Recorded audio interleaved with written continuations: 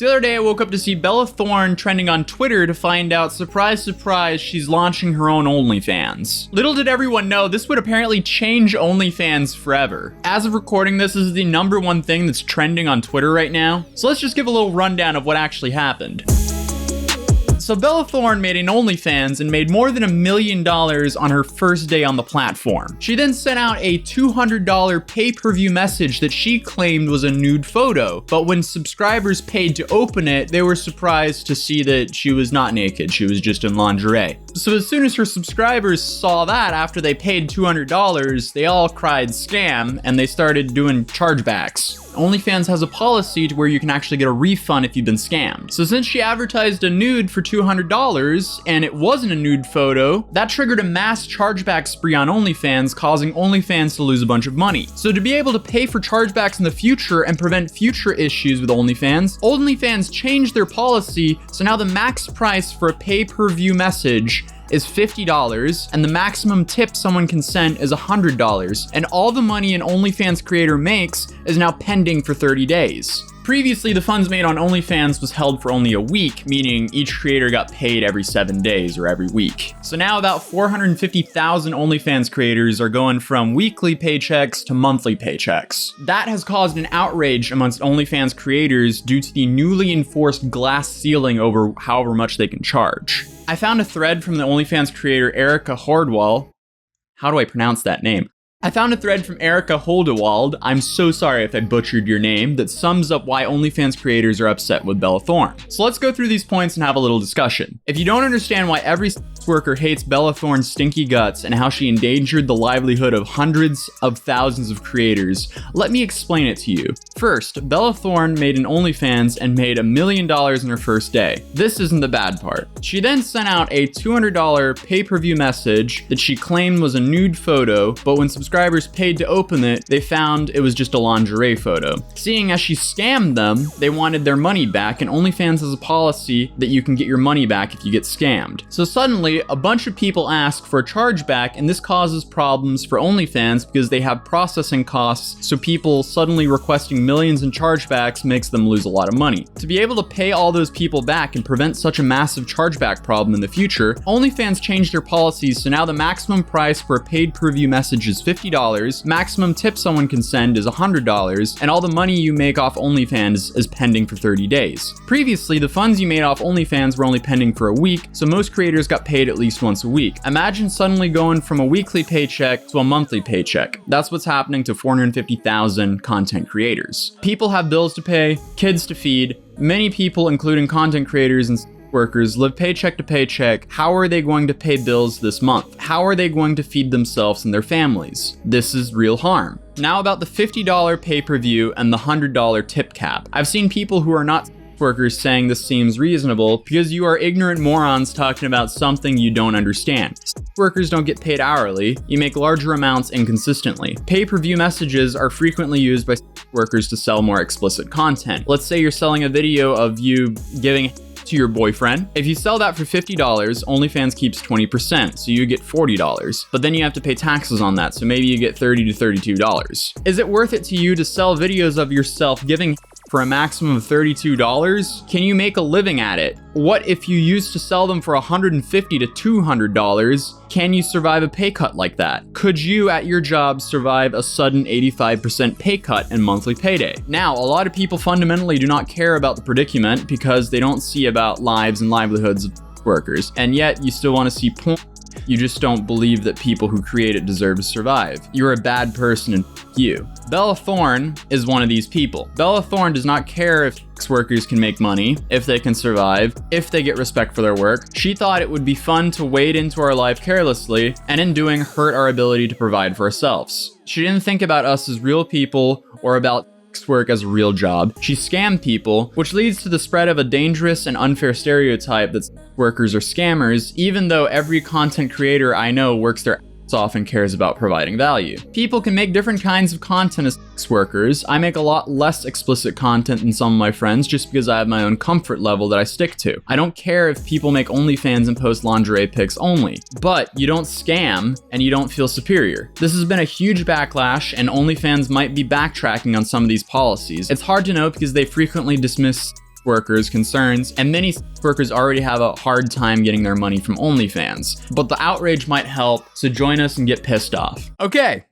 So, in my opinion, I don't think Bella Thorne should be blamed for all of this. Sure, she might have been the straw that broke the camel's back, but if this is all that needed to happen for OnlyFans to change their policy, I feel like that policy change was pretty much inevitable. Because at the end of the day, it's inevitable that someone else would have done exactly what Bella Thorne did. It's not like it's rocket science to say I'm selling a nude and then they sell a lingerie photo and it's not a nude and then they laugh to the bank. And she's far from the first person to do this on OnlyFans. She's just the largest example of it. Now for OnlyFans, after reading that thread, I believe that OnlyFans might have shot themselves in the foot. Or well, I guess that depends a little bit on who they're trying to keep on their platform, because I agree, if I was going to give head on camera, I would want to be paid more than $32 after tax for that. So what I think might happen now is a bunch of OnlyFans creators are now going to be promoting their separate platforms, i.e. private Snapchats, websites, other platforms to branch out and to charge higher amounts. And I guess sell more expensive videos and so on other platforms than OnlyFans. And honestly, just seeing the numbers of the amount of people supporting this whole thread, there's more than enough people just supporting this thread to start a whole new platform to compete with OnlyFans. So for the opportunistic and hungry entrepreneurs out there, there's clearly a demand for a competitor of OnlyFans now, if they do not go back on their decision.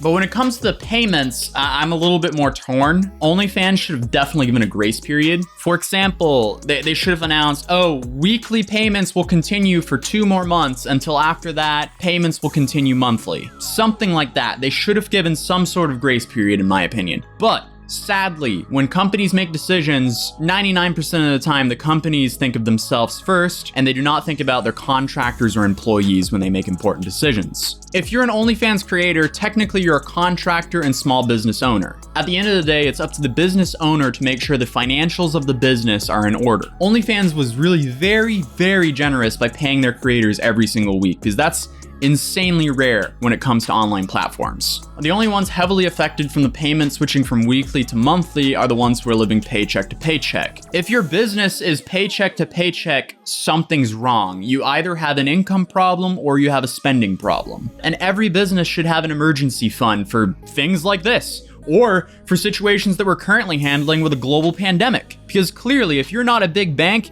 you're not gonna get help from the government. At least not consistent, reliable help. Emergency fund money is money to cover the bills while you work on your income problem. So at the end of the day, you can't really 100% blame OnlyFans for doing this, because at the end of the day, they're just trying to keep their business running as profitable as possible. But going back to Bella Thorne, I love how she's probably one of the most problematic people to come out at Disney. And she, I guess, indirectly caused more than 100,000 people to lose their job in the middle of a global pandemic. As if she's not controversial enough. So believe me, I do sympathize with OnlyFans creators, because this sucks for them. It's weirdly kind of a similar situation to what PewDiePie kind of did to commentary channels and gaming channels back in 2017, except he didn't scam anyone. He just made a massive slip up, and then mainstream media grabbed that and turned that slip up into a anti-YouTube smearing campaign, which then caused a massive advertiser boycott, which then reduced everyone's ad rates to like 10 or 20% of what it used to be. I think I had just gone full-time YouTube as well. I think I had like 1 or 2 months of okay YouTube income, and that okay income was like $1,200 a month, which then got slashed to like $400 a month. So it's safe to say I was in full panic mode back then.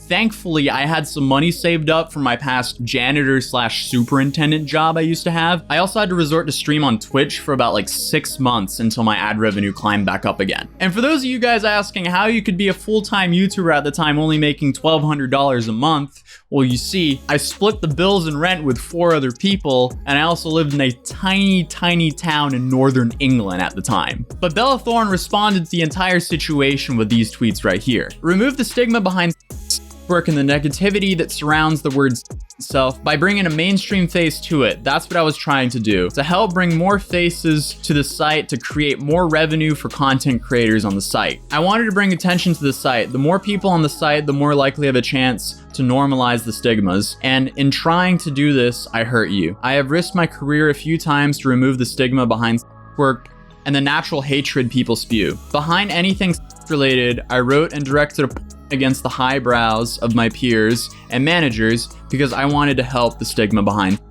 I'm a mainstream face, and when you have a voice, a platform, you try to use you in helping others and advocate for something bigger than yourself. Again, in this process, I hurt you, and for that, I'm truly sorry. P.S. I'm meeting with OnlyFans about the new restrictions and to find out why. This is up and I'm sorry. Comment any ideas or concerns you want me to bring up to OnlyFans and send me your links and a pic so I can promote you guys. I don't understand how she's saying, I don't know why the restrictions are happening when clearly... Yeah. I don't know why the restrictions are happening, but you're clearly the source of why the restrictions are happening. So, hey, Bella Thorne just kind of put a band-aid on the problem. Like, I guess she gave you guys a promise that she's going to go talk to OnlyFans about this, so we'll see where that goes. But hey, it sure will be interesting to see what comes from all this. I think either a new platform will spring up or OnlyFans will start retracting stuff. But again, I guess only time will tell. So hey, please let me know what you think of all this in the comments down below. If you're new here, I welcome you to my channel. It'll be awesome if you subscribed. And if you enjoyed the video, please drop a like on it, and I'll see you guys in the next video. Peace. Got me like I'm barely sober. Slip right past like I barely know ya. Whip so fast like I whip Daytona. Got a bitch so bad and she grip my shoulder. Life flips so fast like a roller coaster. Shit not sweet like a cherry soda. Kid bone switch like a new persona. Fucked up, wouldn't do shit over. Move past looking at the upside. Late night and she called me.